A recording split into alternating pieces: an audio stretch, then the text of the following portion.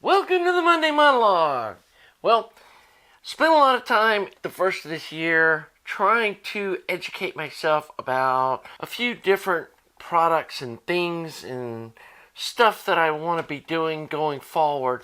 And there really wasn't a lot of content to make because I was still like in this discovery phase of trying to comprehend and understand these various things before I brought it to you. And that's part of this process of me teaching you things, is that I have to understand them myself. One of them was how balanced inputs work and outputs and what XLR cables are doing. And like, I knew that they were very popular in live sound and using with microphones and other things like that. But I didn't really understand completely how that relates to using them with hi-fi and, home audio. And I think I'm starting to get it. And I'll go over that later in the video. One of the things I've been trying to figure out is a friend of mine has this Art Audio Hoda amplifier that is a 300B kind of platform amplifier, but it doesn't use 300B tubes. And it was designed as a 20 watt amplifier that uses higher powered 300B tubes, but which higher powered 300B tubes does it use? It was designed 25 years ago, and this was probably how old this amp is, when KR was making tubes, or early days of a previous iteration of KR tubes, and the owner wasn't exactly sure like what kind of tubes are supposed to be in it, and it's got a very complicated circuit with a auto bias on the grid. None of this is documented. It's got voltage regulators on the B+. Not sure how even those work, and so I'm having to kind of reverse engineer what this thing is to try to repair it for him. And we put some 520B EML tubes in it, and it's only making 8 watts of power. So clearly that's not working right. And the B+ is way lower than it's supposed to be. And we're going to do a video series, even though this is probably a one-off repair job, that maybe it'll help somebody in the future. I've discovered on researching this amp that there were a couple of different versions of it that all are labeled the same, and that they all have the same model, JOHA or JOTA Hoda, but they're different. Some of them are high current, some of them are low current or lower current and all that. So I spent some time messing with this. I've also been getting caught up on orders for customers. I built a couple of color preamps, built a 2A3 amp or a couple of those, and I got one more to go. And then we're going to start working on the 300B monoblocks. The customer put a deposit on a pair of those. Got the transformers here for that. We're going to start working on that next. So hopefully we can get all caught up here by the middle of the spring. Next week, going to Tampa for the audio show, which should be really fun. And then get prepped up to go to Expona. And that's going to help me learn more about like the whole audio industry, what people are doing, what's out there, and all that kind of stuff. And I think I've talked about in my previous video about how I really want to focus on quality.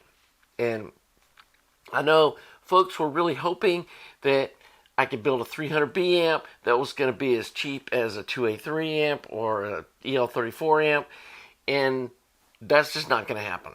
Not by me. And every really low-cost 300B amp that I've tested, reviewed, built myself, trying to hit a price point, they didn't beat the performance of my EL34 amp. The only difference is you can say, I've got a 300B amp. See, look at these big tubes. It's like, I'm not doing that. I'm not building something that looks good on a shelf, but that doesn't perform like it's supposed to. And so I'm going to focus my 300B energy into a higher end product that's going to use the ISO transformers and all the stuff I know that a 300B needs to sound good. And yeah, I can't rehash all that. But anyway, I've been kind of finalizing, and it's taken a lot of testing. I've gone through, building an amp and then testing it with a bunch of different transformers to finally come to this conclusion. And that's just time consuming on my part, but then you don't have to do that work and make these mistakes. And a lot of this learning process that I have gone through has been trial and error. And I've tried some things, didn't work out. Not to do that again. Or I learned something through that process. And my latest adventure personally has been trying to get a reel-to-reel tape deck that sounds out of this world with those new pre-recorded tapes that they're starting to make. And I've been disappointed up till this point with my efforts until just last week, and I finally got something that sounds really amazing. And got a couple of different pathways that I'm still kind of searching for, going down that road, and I'll get into that in another video. I know a lot of you guys aren't into the tape thing, so I won't waste a lot of money monologue on that, but we'll show you in a minute. We'll get this down. I'll show you my color preamp, what I've learned about some XLR stuff, and I know that that's now a good path through a lot of testing.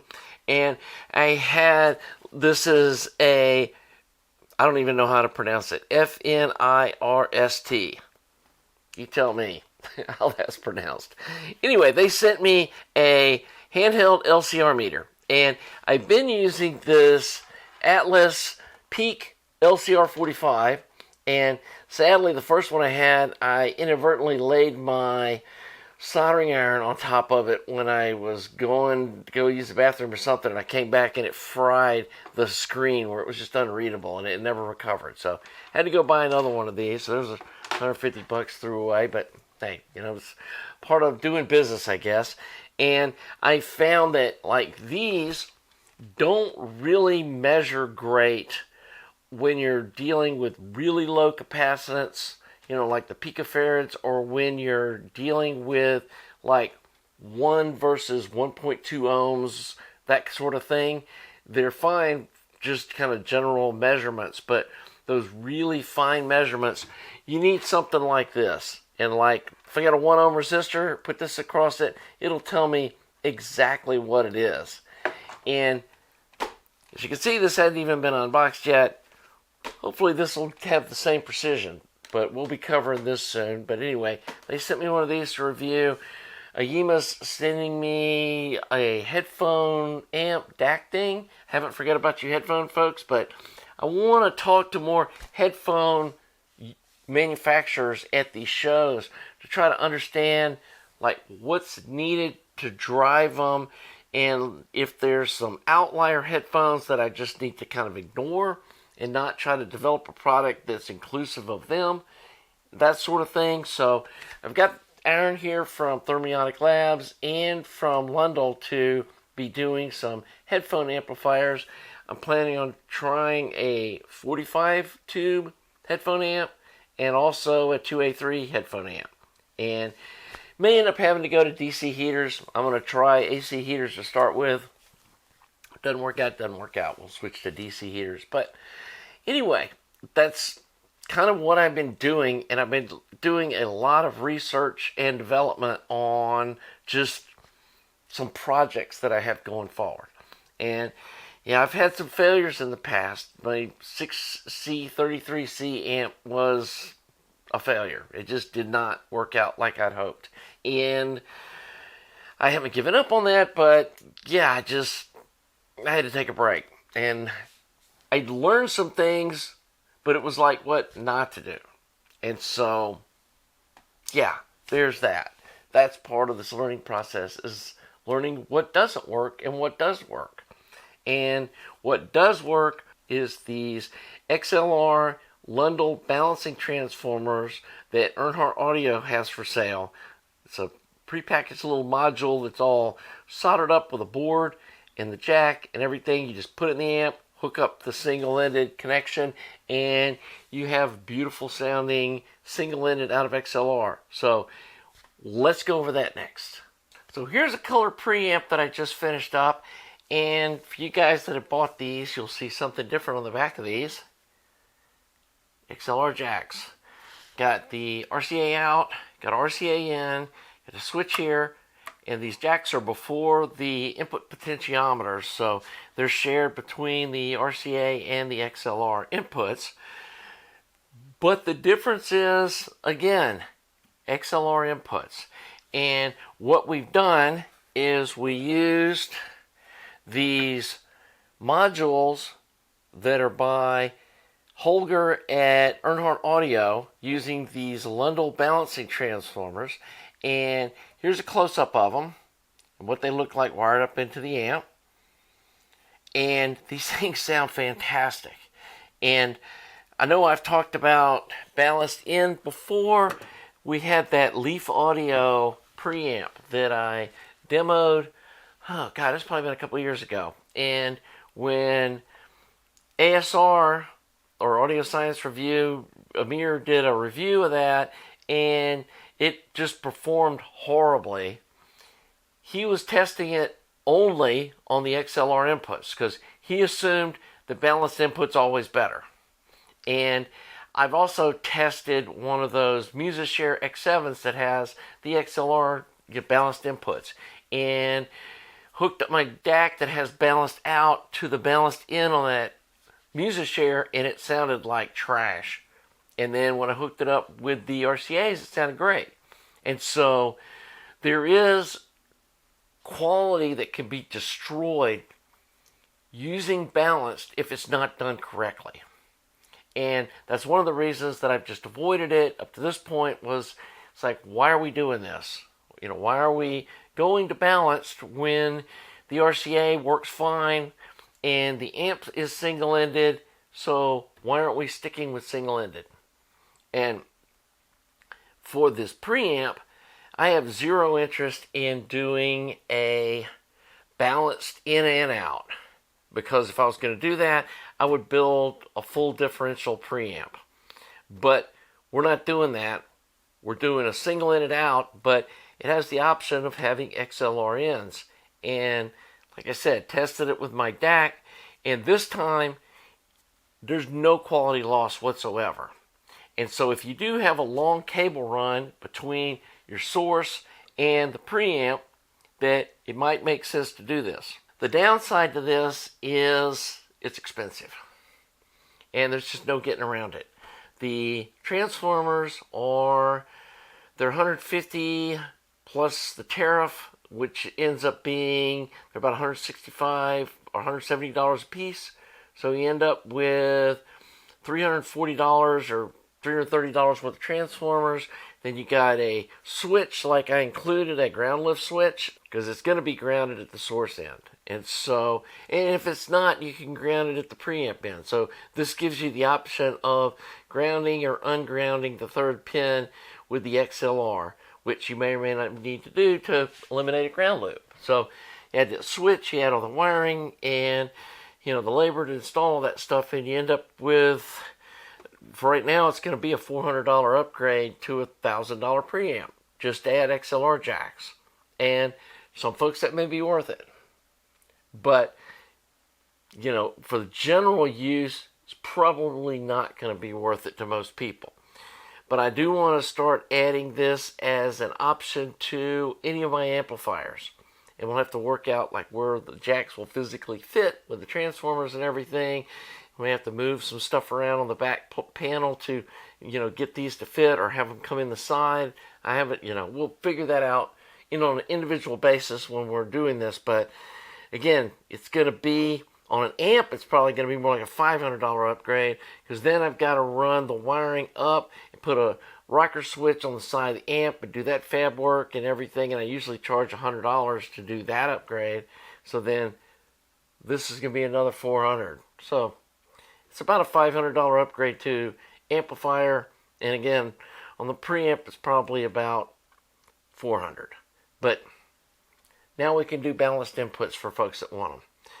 The other thing that we're looking at, and hopefully I can explain, this is a Bottlehead Repro tape head preamp that I don't think they make anymore. When they made these, I mean, decade ago, they were $4,000 piece.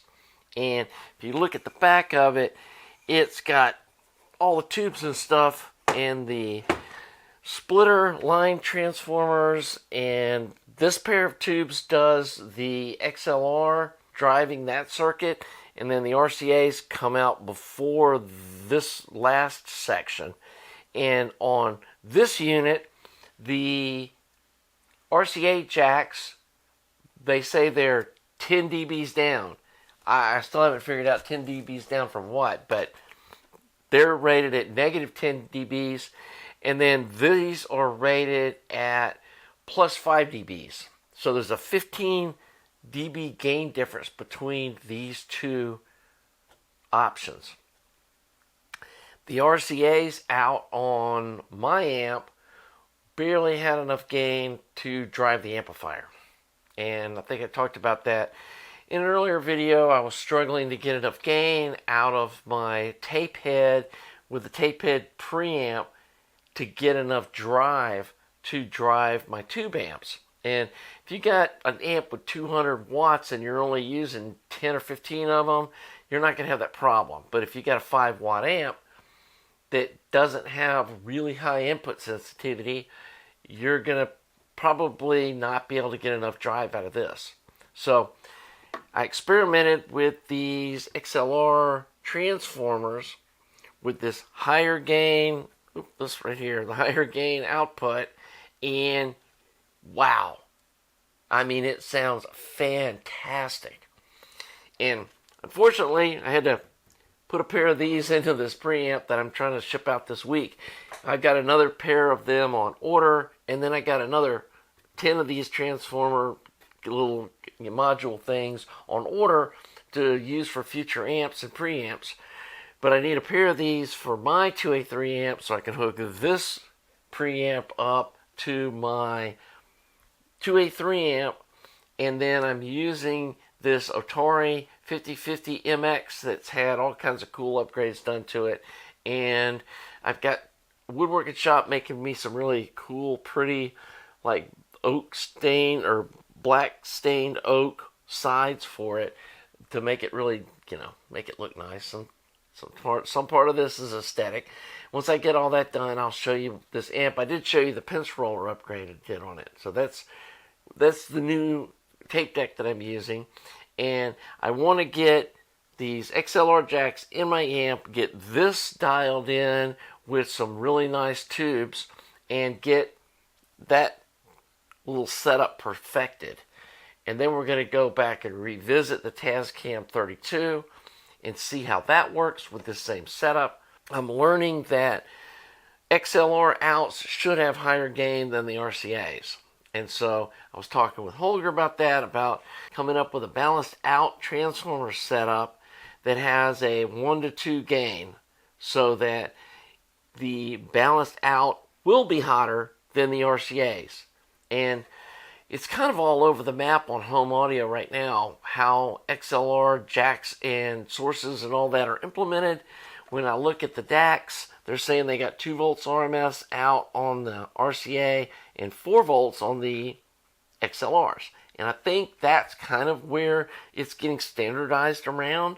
But, there are cases where, they've done these 1-to-1 ratio transformers on the output so that the RCA and the XLRs have the same voltage out.